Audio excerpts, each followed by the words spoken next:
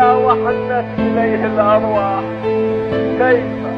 وهذا القرآن يخبرنا ويخبرنا بأن الله سبحانه وتعالى لا يزال وما يزال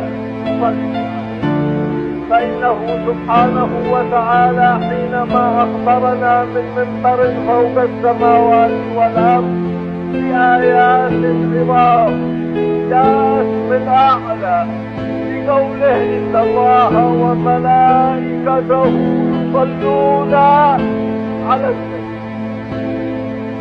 فقوله قال النحاة يصلون دائما لا تنقطع هذه الصلاة ولا ينقطع عملها ولا ينقطع وقتها، تتردد. فدعانا عليه سبحانه وتعالى إلى أن نرتبط بهذه الصلاة، فندخل صلاتنا مع صلاته، فندخلها مع صلاة الملائكة، فندخلها مع أهل الرحمة حتى ندخل الرحمة. لك لأنه بعث رحمة وخلد رحمة ووجد رحمة، وكان الإسلام رحمة، وكانت الدعوة رحمة، وكان كله صلوات الله وسلامه عليه.